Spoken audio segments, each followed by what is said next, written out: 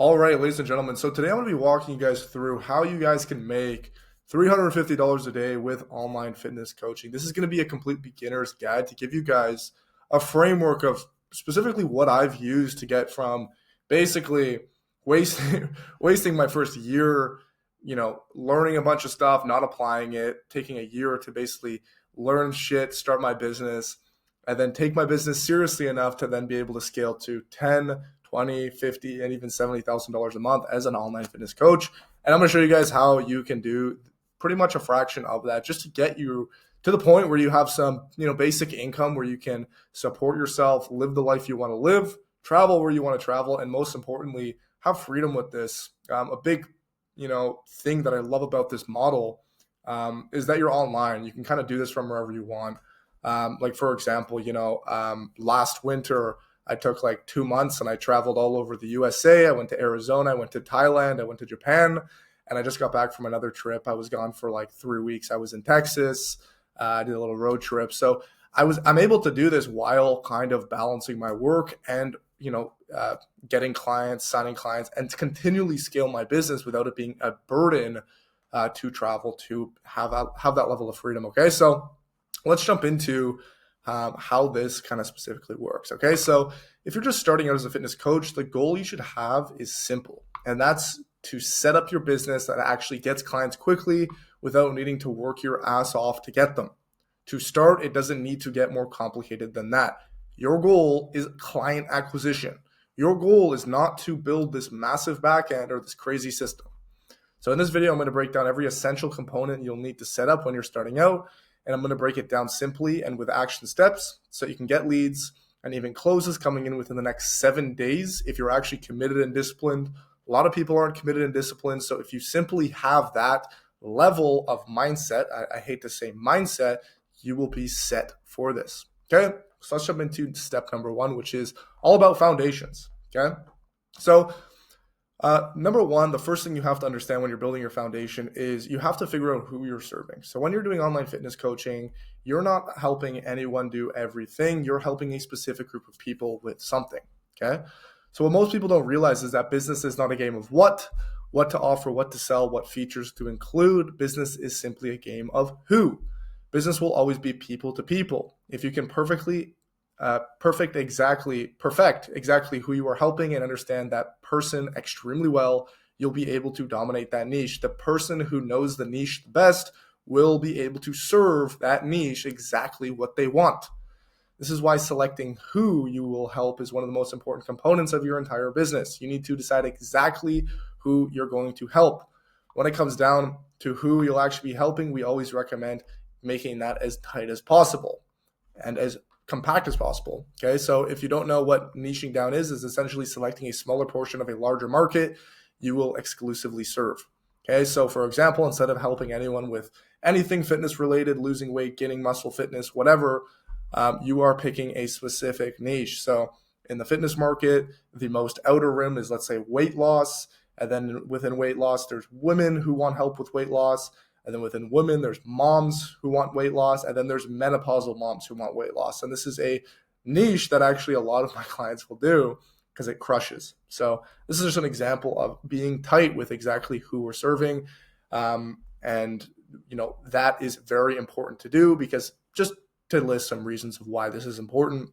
Number one, you're going to be able to charge a lot more because you are a specialist. You won't need to be a mass marketer because you are marketing to a smaller group of people. Therefore, it's easier to market to smaller people to get them to buy your stuff rather than marketing to a billion-person market like just fitness. Okay? Cool. So those are some basic reasons. So pretty much from there, once you pick who you want to help, you want to make a promise and somewhat of an offer to these people. Okay, so you want to figure out an I help sort of statement just to get clear on exactly who you're helping and like kind of what you're doing for them. Okay, so for example, I help busy moms lose 20 pounds in 12 weeks without giving up their favorite foods or spending hours in the gym. A bad example of this would be I help people get fit and healthy through personalized training. Okay, it's too vague. There's no specific audience. There's no clear outcome. There's no unique approach. You want to think if somebody were to be like, hey, you're in an elevator and someone's like, give me your 10 second, 20 second, what you kind of do. right? You just say, okay, I help menopausal moms lose weight while, balancing their hormones. Okay, boom. So it's pretty straightforward. You just want to get clear on exactly who you're helping and kind of what you're doing for them. The most common objection I hear when I tell people to niche down is, well, I don't want to exclude anyone. I want to maximize the amount of money I'll make. Okay. When the reality is that when you exclude people, it gives you the ability to speak closely to a smaller, more specific group of people.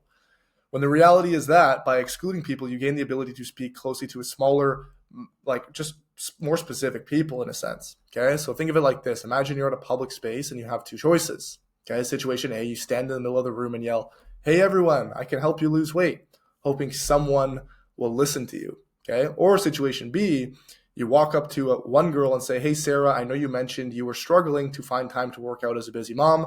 I actually specialize in helping moms get results with just one 30-minute workout," or this specific thing. Okay. Which situation would you bet on getting better results from? Okay. Obviously situation B, because it is targeted. That person is viewing you as a specialist. It's easier to charge more money. That person is probably going to have a higher lifetime value. There's a lot of things that stack up by being specific. Okay. So when you try to speak to everyone, your messaging becomes generic and ends up turning people off as they don't feel understood. Meaning you speaking to everyone, you really speak to no one because no one feels understood. Instead, when you speak to one specific type of person, they end up thinking that you actually understand their situation and end up genuinely wanting to work with you on a genuine core level.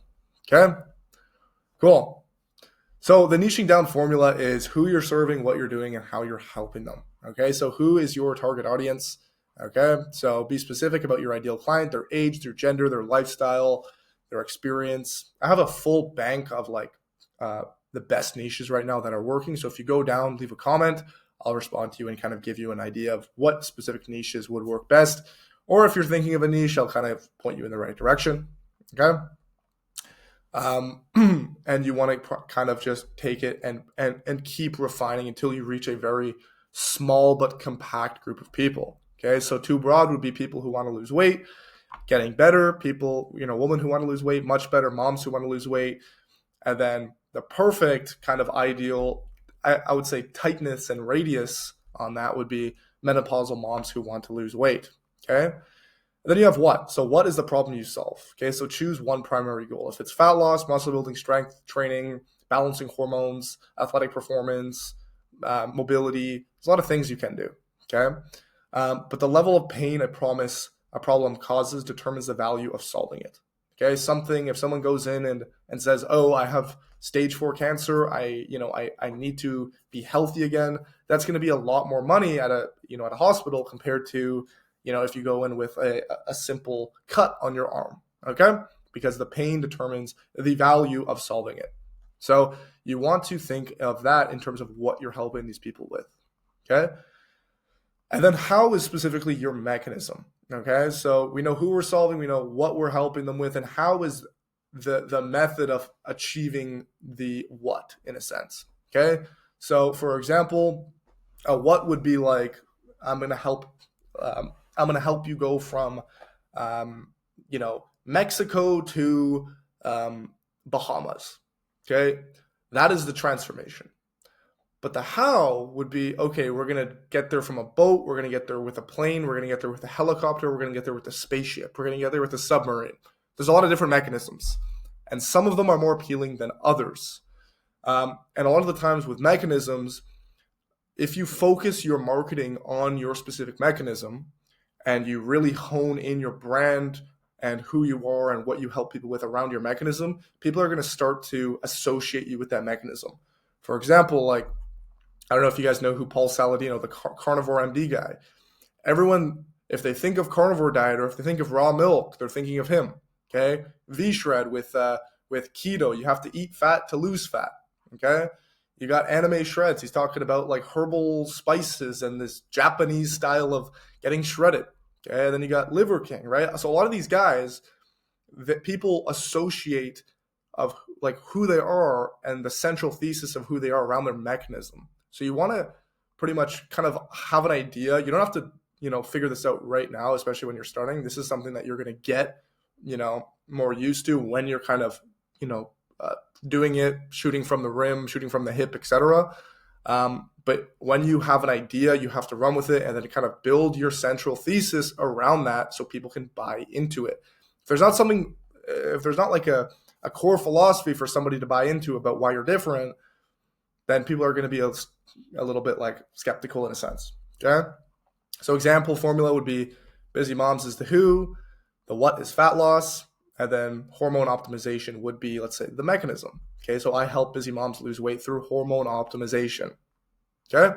So if you're unsure about your niche, start broad, then refine. Okay. Then narrow down based on who actually responds, book calls, and buys. Okay. You can always start a little bit more broad, run marketing, and then from there you'll see, okay, I'm getting a lot of responses from X people or Y people or Z people. So you should pick something not that which you find interesting, but what you already have a good understanding with. And you usually have a good understanding with something that you've done personally. So if you're a dad who's lost a lot of weight, if you're a Southeast Asian guy who, managed to go from this really overweight guy to really in shape, then you can build your transformation and your thesis around that specific market because you've done it yourself. People are going to trust you more as well. Okay. Cool. So then how do you validate your actual niche once you've kind of gotten, let's say, a gist of it? Okay. So the niche validation process follows as such. So you need to continually test niches and see what works best by actually talking to the market and figuring out what works best for them. Then based on that, you can make improvements and changes. Okay. So it's very simple. You test something and you get a result from testing that thing. Okay. You can test a couple of different niches in the beginning. You can go in and do a niche. Like, let's say you commit to a niche and you don't get success. You can always switch later on, but it's best to probably commit to something in the beginning and then get an output from that and then shift depending on that. Okay. When testing different niches, you'll likely need to make adjustments. The key is to make small strategic shifts rather than complete overhauls. So the smart approach will be make incremental changes to find what works. Example, you might start with fat loss, then test post-pregnancy weight loss, and menopause weight management. Okay, and these are things that can easily be switched out because you're kind of already within that woman niche, if that makes sense. But try to avoid complete pivots that abandon and restart all your progress. You can do it. I've done it a couple times myself, but you're going to be rebuilding a lot from scratch. It's better to shift because the truth is going to be somewhere in the middle in that kind of gray zone where you shift to. So for example, let's say you're on this, this diagonal vertical right here. Instead of doing a full 90-degree shift or a full 180-degree shift, just do a 10 degree pivot or a 20-degree pivot to something that's somewhat correlative. And then from there, you can test and see what works. Okay. So the niche validation checklist is list your potential markets, brainstorm 3 to 5 possible niches you could serve, test it with real conversations, questions, and transformations. So go and talk to the market, see if they're a market that actually has pain, if they're a market that you actually want to work with. And then number 3, is it even a good market? Okay. Is it a market that we actually want to cover, like actually go into? Okay. And this is the kind of criteria you're going to use to determine if the market's actually good. And it's very simple. Okay. You want to understand if the market has a level of pain. Okay. If the market has no pain and they don't feel like changing, then they're not going to change. Okay. For example, let's say people who are like 70 plus years old, 80 years old, and they want to like lose some weight. They're not really that much in pain because a lot of these people, I hate to say it, they're kind of at that age where they're like, they've given up on their goals. And in a lot of cases, they've had habits for like 30, 40 years, and they're not really wanting to change.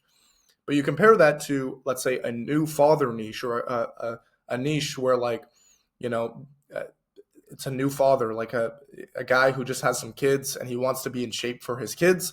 There's going to be more pain there and more urgency to actually change. Okay. Number 2 is purchasing power. So it's very simple. If this niche doesn't have money, then you can't serve them. So don't go and try to help people in, Eastern Africa lose weight. They're not going to be able to buy your solution.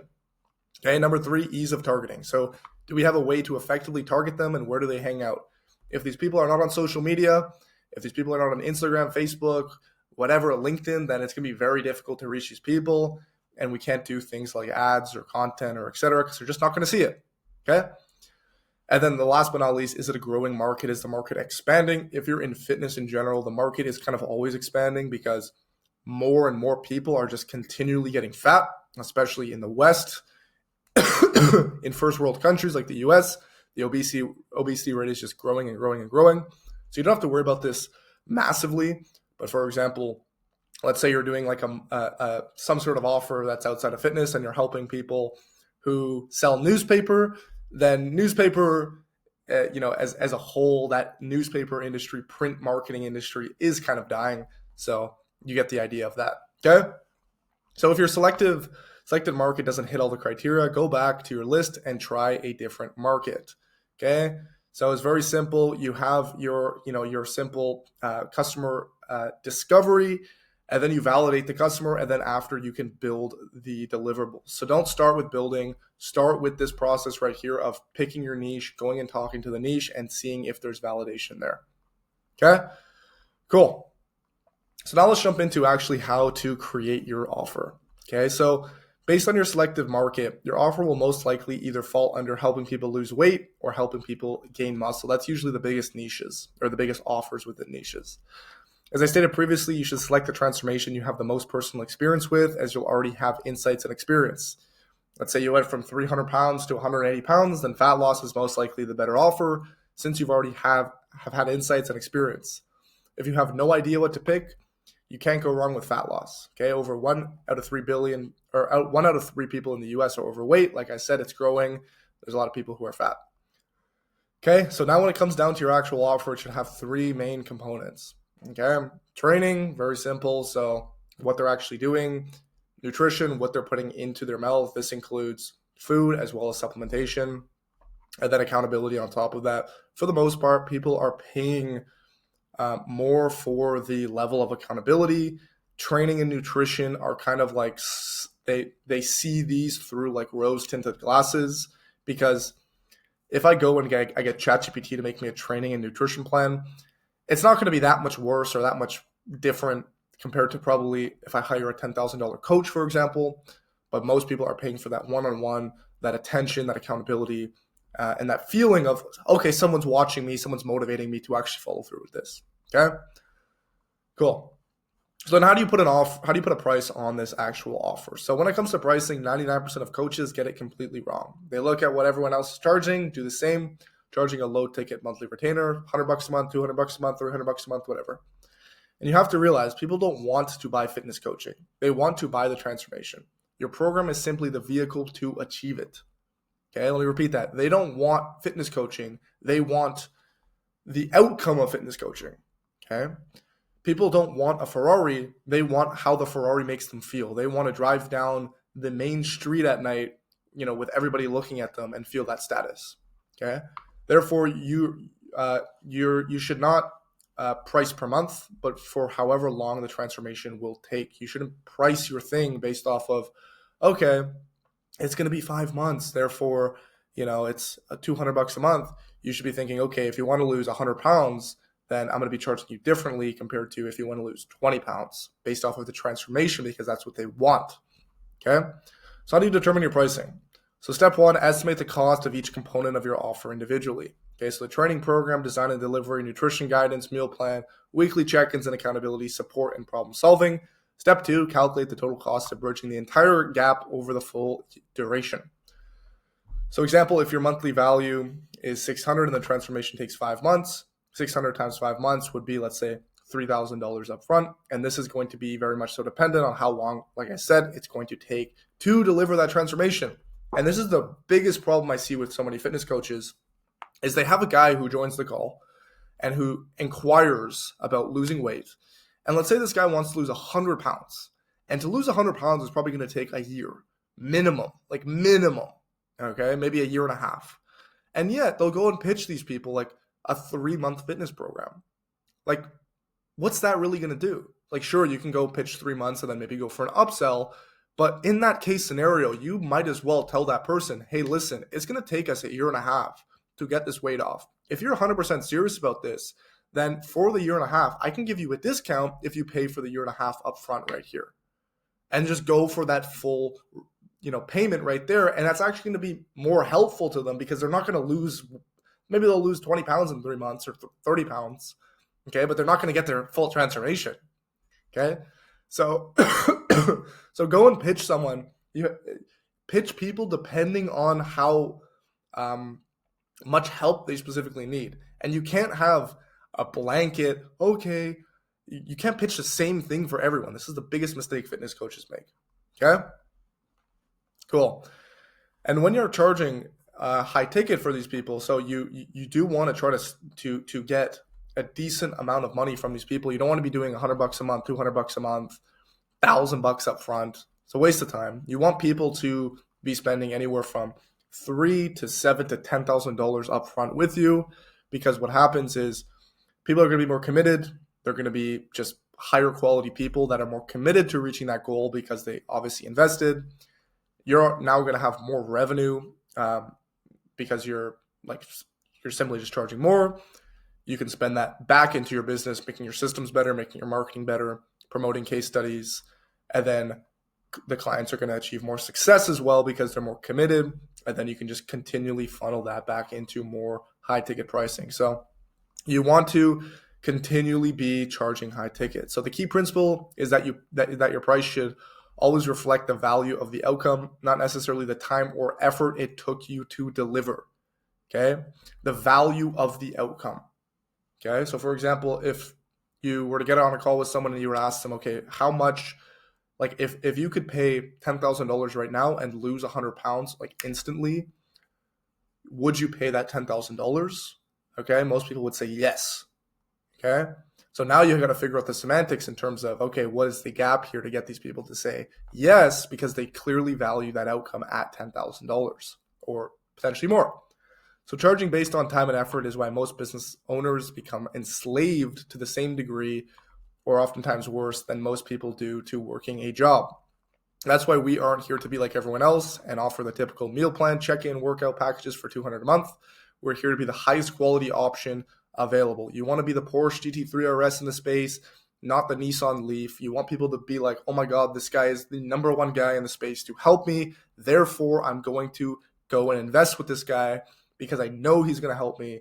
And, who cares that it's $10,000, but I know he's going to get me results. Okay? Cool. And those are the kind of people you want to work with. You don't want to work with, super budgeted people who are like nickel and diming you because they're probably not going to be good customers in the first place. Okay? And the only tech you pretty much need is the following. So when you're starting out, the last thing you should do is make things insanely complicated. Keep things as simple as possible if you want to succeed. So to start, you'll only really need 3 tools to set up your fitness coaching business. Okay? Calendly to schedule calls, Fanbasis or Stripe or some payment processor to accept payments, and then Trainerize to deliver programs. These 3 things are very cheap, okay? Not expensive to set up, very easy. In the beginning, you probably don't even need Trainerize to start. You could probably do a lot of the program and delivery through like Google Sheets or Google Drive or etc. But you just need Calendly to book people in, to get people on calls, and then a way to process payments, and that's it. Okay? Cool. So now let's move on to step number 2, which is acquiring social proof. Okay? So getting social proof, testimonials, case studies, results is one of the most powerful levers to drive more sales. Humans are hardwired to avoid uncalculated risks. When someone considers working with you, they're always thinking about if it will work for them. Okay? And when people see people just like them get the same transformation they want, it dramatically increases their beliefs that your process can work for them too. This is why testimonials from great people who look like your ideal client are insanely powerful and worth the initial effort to get. Okay? So getting proof of concept and acquiring case studies is step 1. Find potential clients and offer a free discount. Okay? So in the beginning, I don't mind. I get a lot of my clients to go and get people on for free and get case studies. If it's friends, if it's family, who cares? Go and get 2, 3, 5 case studies. If you can, get them under your belt because it's going to help with marketing by tenfold right off the jump. Okay? Step 2, get first free client. Okay? Document progress. You want before and after photos. You want a written testimonial. You want a video testimonial. You want all of this. Leverage social proof. So post them all over your story. They're used with every marketing system you can think of. If you're doing YouTube organic, Instagram organic, if you're doing ads, they're used pretty much everywhere. And then you can incentivize and ask for referrals if these people, you've taken them on a case study level. Okay, so this is an option that you can use if you don't have any case studies. If you do, then let's kind of keep it rolling here. So how do you get your first high ticket clients? So the best way to get clients across our coaches by far has been the combination of posting organically on Instagram and YouTube and running paid ads on Instagram. This is because organic content, Instagram and long form YouTube, is primarily a long-term play. Okay. It took me like over a year, like just under a year, around like 8-9 months to sign my first client from YouTube. And I didn't make any money from YouTube in that period of time. Okay. So when you're starting out, posting organically won't get you clients immediately, but once built up, organic content becomes heavily exponential. After months of consistency, it can generate hundreds of qualified prospects every month who are ready to buy and want to work specifically with you. And these things, when you throw paid ads onto them, they kind of cross multiply as well, which I'm going to show you right here. Okay. And paid acquisition, on the other hand, allows you to get immediate results. So if I've had people who've started with like, let's say 200 followers, 300 followers, and we go and we run ads and they're able to sign people for like $2,000, $3,000, $4,000 because the ads are immediate and they're serving the message immediately. Okay.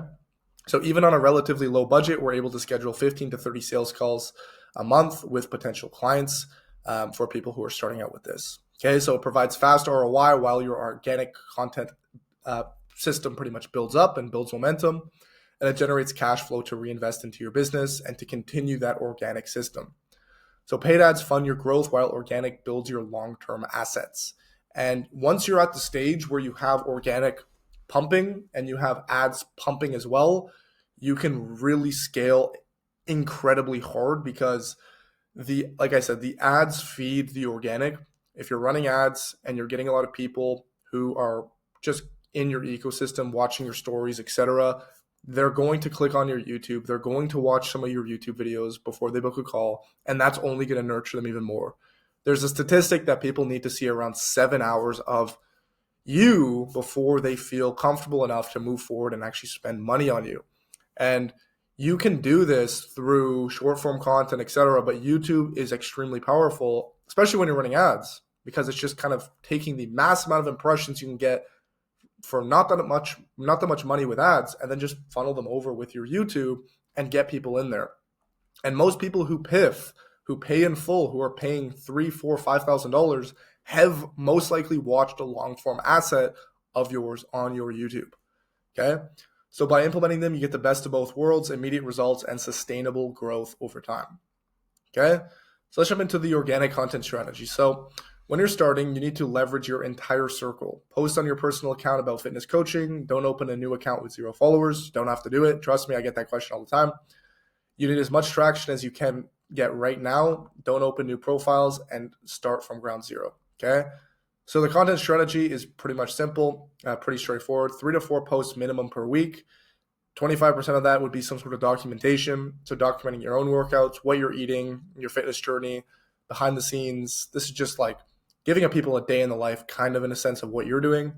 Other 25% would be proof. So proof that your system works, proof of yourself getting success, proof of clients, success stories, before and afters, all that stuff. And then the big meat of it, the 50% of it, is going to be value. So this is you proving that your mechanism works and that what you're doing and preaching for people to do is something that actually like makes sense in people's minds. Okay, I can tell you, hey, if you eat the lead in this pencil, you're going to get extremely jacked, but without any proof behind that, then there's or any value behind that. Like value is basically showing a paradigm, showing a worldview and explaining why it's a correct worldview and changing people's mindset around that.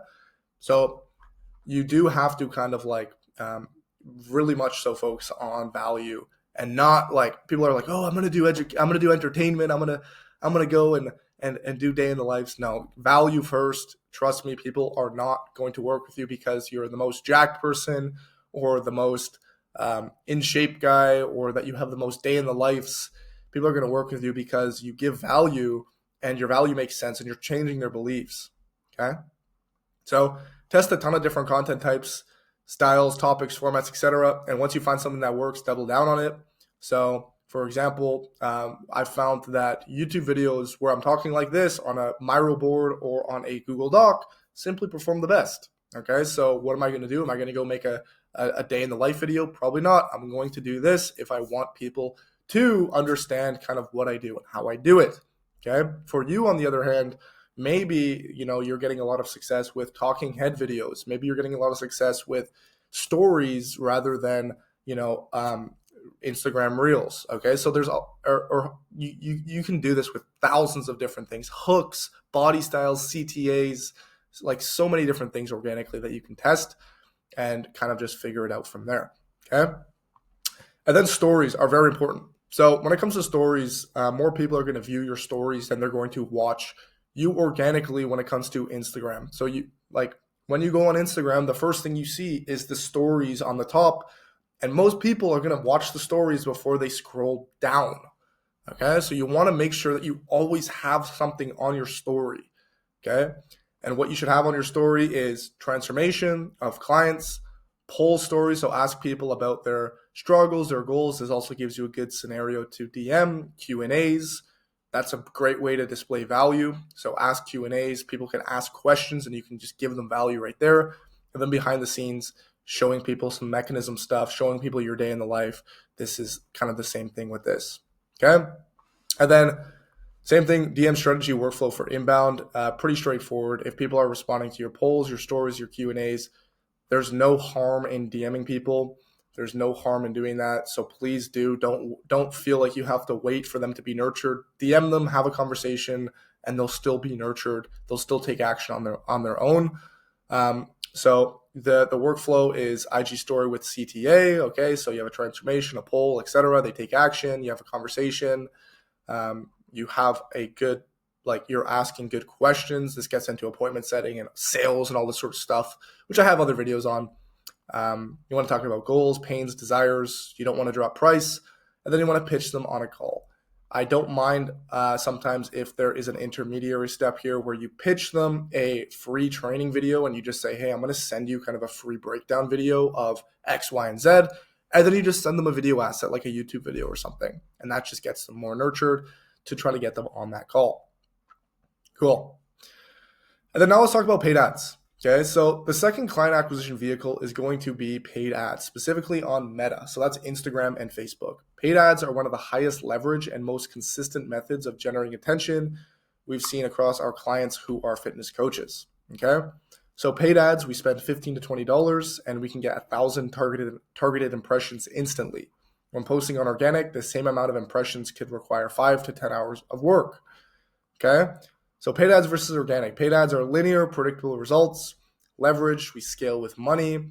So basically, the more money you put in, the more money you can get out. So if you have a decent amount of capital to deploy, you can just basically get put a multiplier on your cash. Short term, you get immediate results. They're consistent. It's very consistent. This is why a lot of people say paid ads aren't consistent and organic's consistent. But it's actually the opposite. Paid ads are just way more consistent. If you have a locked-in ROI of, let's say, 4, 5 to 6x, then if you spend every dollar, you're going to get 6x in return if you're tracking correctly, if your ad system is actually good. And organic is more exponential and long-term. And leverage in the sense of if you post one video on YouTube, for example, you can get views for the next couple of years and etc. Okay? So this is not an either or situation. Both paid and organic have their purpose. Paid ads fund your growth and provide immediate cash flow. Organic content builds your long-term asset that generates leads forever. One downside to Meta is that it's still linked to consistent input, which is dollars. While it's incredible for scaling and getting consistent leads, you also want systems that are completely detached from needing consistent inputs. That's why we build both. Okay, organic audience and paid leverage on Meta. This creates inevitable and exponential success. So when you're first starting out, focus on getting your foundations down and getting organic dialed in before spending money on ads.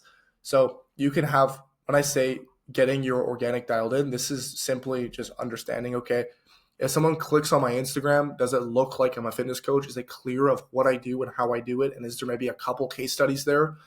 That's all we need.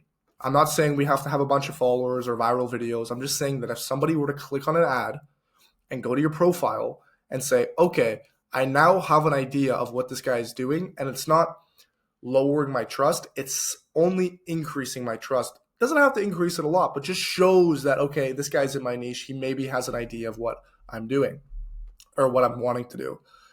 Only once you have your niche offer and a solid case study established, along with a few $100s for ad spend, you'll be ready to implement the paid ad strategy we use to get 30 to 50 booked calls. Okay, I'll link another video where I break down our entire paid ad strategy in the description of this video, where you can use to kind of get your ads launched.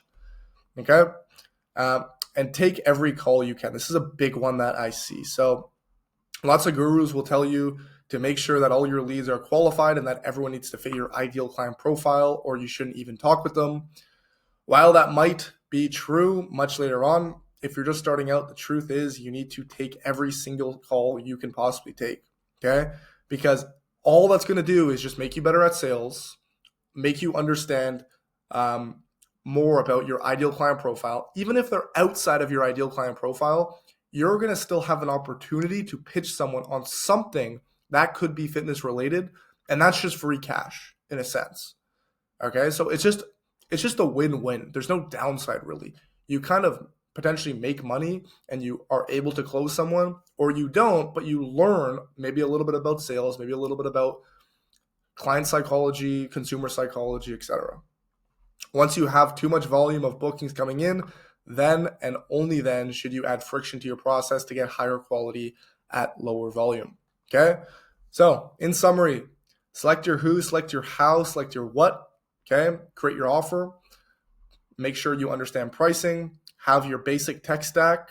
Okay, make sure you have social proof behind that, get your high ticket clients, and start being consistent with your organic content and paid ads, and start doing it consistently. Okay, so I'm happy you made it to the end of the video. Now you have everything you need to start your fitness coaching business. However, the difference between successful coaches and unsuccessful coaches isn't knowledge, it's simply execution. This is the big red pill that a lot of you guys don't understand. So watching more videos and researching more when you already know what you need to do is nothing but a cop-out to avoid the actual work you got to put in. It's the same thing as going to the gym, watching other people work out, and expecting to gain muscle. You might feel productive since you're at the gym, but you're not actually doing anything. Same thing applies here. What you need to do now is close YouTube, close Instagram, close all the other BS, and focus on implementing each step we went over right here. Okay? Researching and contemplating with a little bit of action is not going to get you as far as a little bit of researching and contemplating with a ton of action. Don't confuse motion with progress.